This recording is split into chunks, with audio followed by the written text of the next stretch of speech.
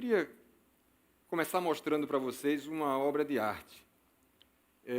Ela lembra um cristal submarino ou uma pintura abstrata, mas, na verdade, isso é uma fotografia ampliada do vírus da poliomielite, o poliovírus. A poliomielite, até 1988, não possuía no mundo nenhuma ação global para a eliminação completa do vírus. Em 88, tivemos 350 mil casos em 125 países endêmicos. Faz muito pouco tempo. O ano passado, o total de casos caiu para 416 casos em apenas 3 países endêmicos. Isso é muito animador. Só que, se nós não conseguirmos, nos próximos 10 anos, eliminar completamente o vírus, a globalização vai fazer com que a gente retome a 200 mil casos anuais e uma provável pandemia, bastante pior que o ébola. Mas existe um outro vírus mais perigoso e mais letal que o da poliomielite, que ataca as grandes cidades europeias, assim como as pequenas colônias e acampamentos da África e da Ásia. Esse vírus não respeita fronteiras, nem idades, e não é infantil nem adulto. Ele é global e total. Eu falo do vírus do preconceito. O preconceito, nesse exato momento, ele está contribuindo para a eliminação ou dificultando e tornando um inferno em vida, a vida de pessoas por conta de suas diferentes cores de pele, por conta de suas opções religiosas ou pelas ausências dessas opções, por conta de suas alternativas de vida ou escolhas sexuais, por conta de sua origem geográfica e pelos fatores mais subjetivos e mais, incrivelmente, pouco importantes no trato humanitário. O preconceito, ele, mesmo quando passa, ele deixa cicatrizes, quando não mata, que são piores que as da poliomielite. Eu queria aproveitar, dizem que histórias são dados com alma. Eu queria contar para vocês um pouco da minha história pessoal e de como eu superei os 4 cavaleiros do Apocalipse. A peste, a morte, a fome e a guerra, que na minha cabeça eram e estavam associados à poliomielite, à paternidade, à pobreza e ao preconceito. Eu tive poliomielite, meu primeiro cavaleiro do Apocalipse. Acordei um dia com o lado direito inteiro paralisado, não enxergava, não conseguia me mover. Eu tinha 10 meses. Então, meu primeiro aniversário, eu não tive primeiro aniversário, mas ganhei 2 presentes maravilhosos. Um foi a minha vida, e o segundo foi um par de botas que eu usei durante alguns anos da primeira infância e até próximo do início da adolescência, e que me permitiram retomar essa vida aparentemente normal, como estou aqui hoje, e integrar-me pouco a pouco na sociedade. E aí, frequentar a escola, por exemplo. Só que a escola, para mim, tinha uns desafios adicionais, porque você imagina um garoto magro, raquítico, com a cabeça grande assim, com 2 botas que pareciam uns astronautas ou alguns seres extraterrestres, andando na escola de forma engraçada. Isso, o efeito e a reação dos coleguinhas, tanto na escola quanto na vizinhança onde morava, eram imediatas. Então, era uma coisa muito dura. O preconceito, veladamente ou não, me fez conhecer ou ser um pioneiro do famoso bullying, que agora está mapeado e perfeitamente caracterizado. Eu não sabia o que era isso naquela época, né? Então, foram muitos anos de fisioterapia. Eu frequentei, graças à intervenção de minha avó, minha mãe e 5 tias, eu frequentei durante muitos anos centros de fisioterapia. Diariamente eu ia para esses centros, passava 1, 2 horas ali.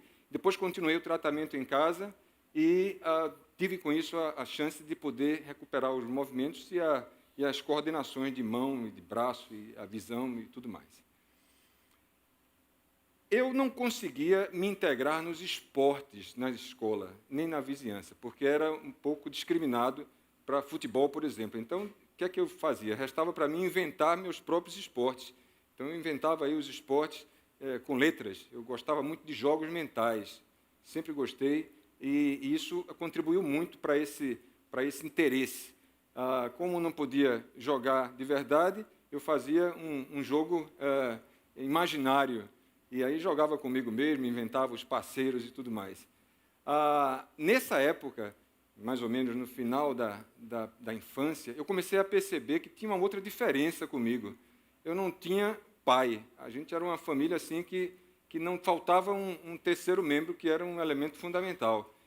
Sempre essa coisa da ausência paterna, ou de ter no registro 3 pontinhos em vez do nome de uma pessoa, como tinham os amigos, me incomodava. Isso, na verdade, era o meu segundo cavaleiro do Apocalipse. A morte, ela levou meu pai biológico, que eu nunca conheci, e meus 2 padrastos, que também morreram muito precocemente, e dos quais eu gostava bastante, e me deixaram só como herança meus queridos irmãos, que hoje estão ainda comigo.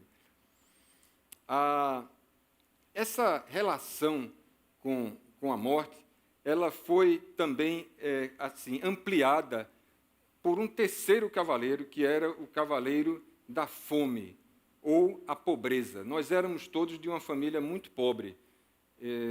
Minha avó tinha migrado para Recife, viúva, muito jovem, e com 7 filhos para educar, para alimentar e tudo mais. Na verdade, 7 adolescentes. Minha mãe era uma dessas adolescentes que foi mãe solteira. Eu nasci, ela tinha 17 anos e já trabalhava desde os 8 para conseguir ajustar as contas e as coisas em casa. Então, eu lembro que tinha algumas cenas muito marcantes, assim, como, por exemplo, a história de um tal de mingau de cachorro, que, apesar do nome assim tão forte, era uma sopa, na verdade, uma sopa de alho com água, farinha e azeite, quando tinha, ou margarina, e que nutria muito. Eu achava maravilhoso aquilo, mas era uma coisa tão traumática que era conversado em casa assim, a boca pequena e muito furtivamente, para que os vizinhos não soubessem que a gente estava numa situação tão delicada, né? E assim, não tínhamos muitas opções de lazer. Eu lembro que em casa o rádio era um grande elemento de lazer, e os livros que chegavam por intermédio da tia mais velha. Então, o contato foi muito assim. Eu era nutrido à base de sopa de alho e sopa de letras. Então, o rádio me permitiu as primeiras experiências interessantes de vida.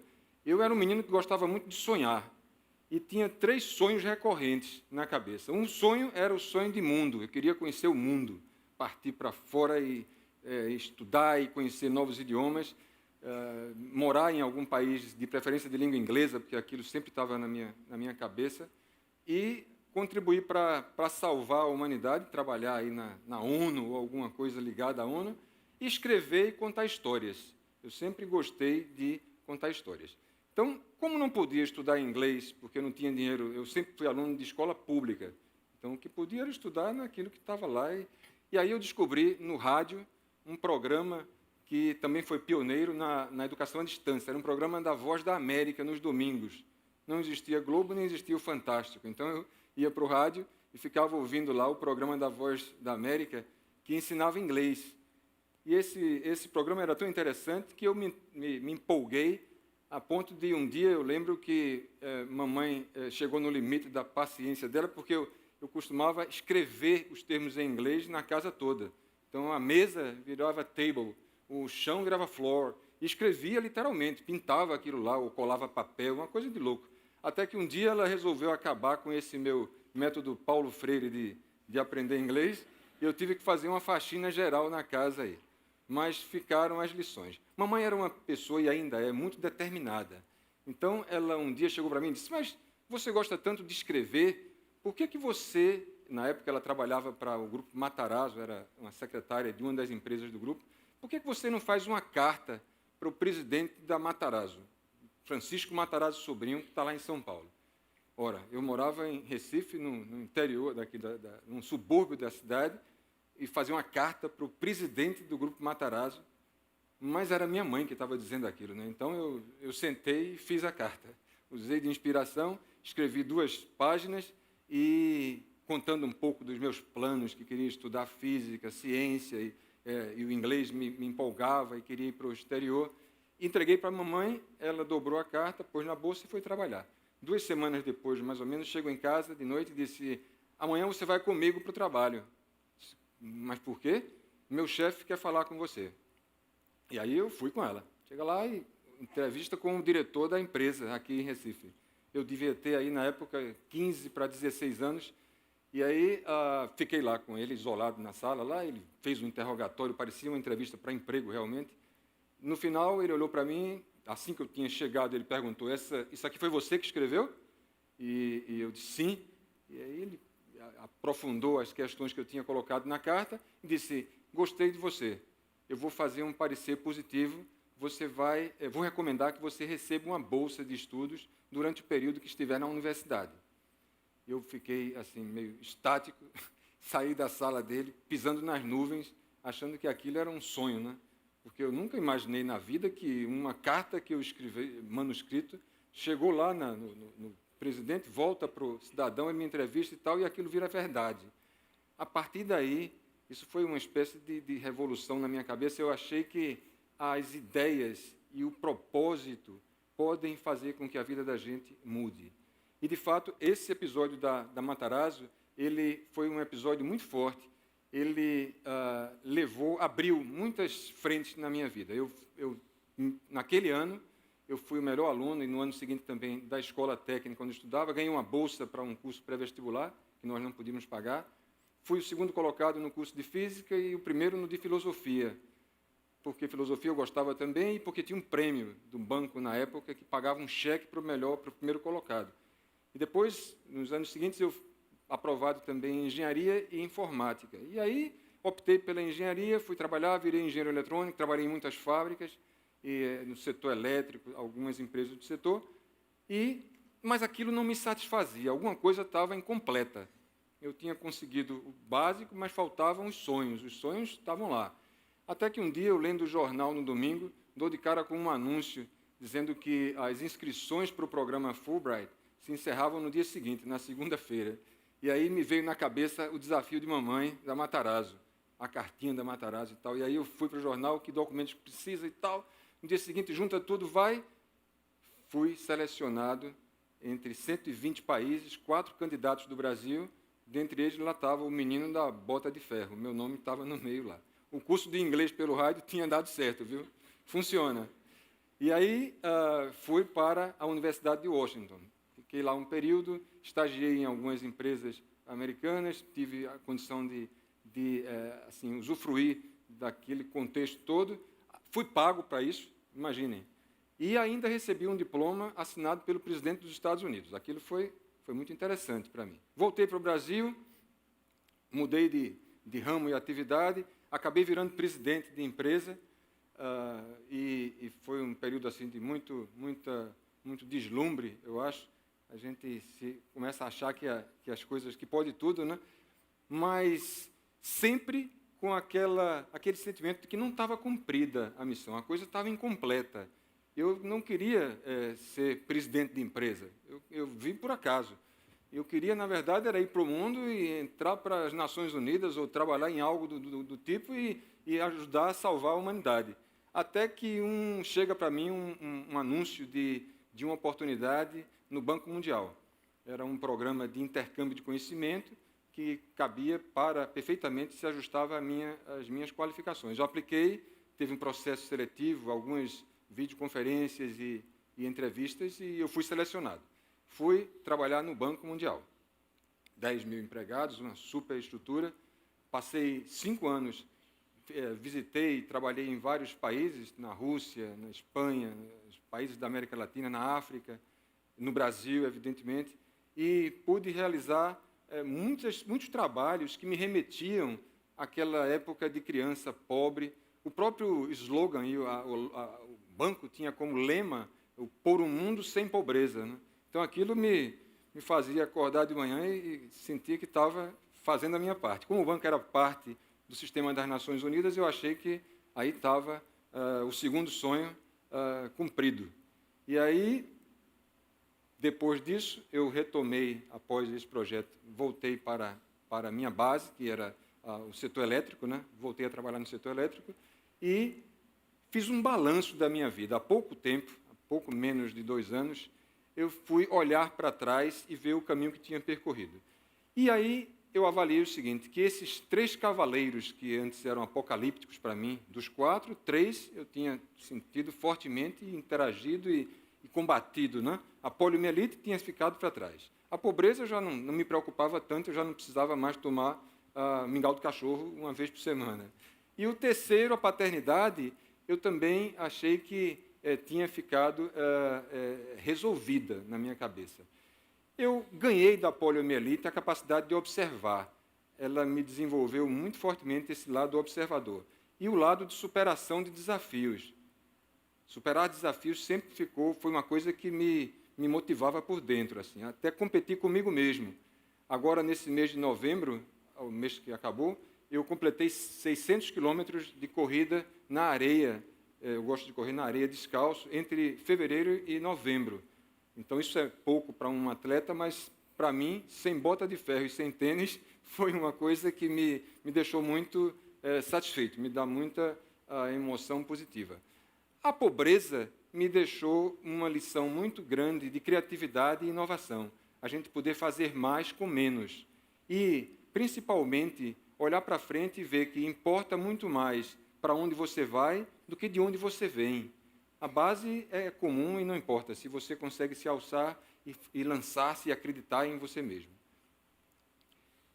Essa conjuntura de 3 cavaleiros que me atormentavam constantemente ficou completamente sanada quando eu recebi uma cartinha do meu filho que dizia o seguinte, ela dizia, voltando aqui, pai, agradeço ter você como exemplo, né? Nunca sinta-se mal por não ter tido um pai, pois você foi como Newton, que não tinha referências, né, para criar o cálculo e fez certo da primeira vez, com carinho seu filho. Isso me deu muita emoção.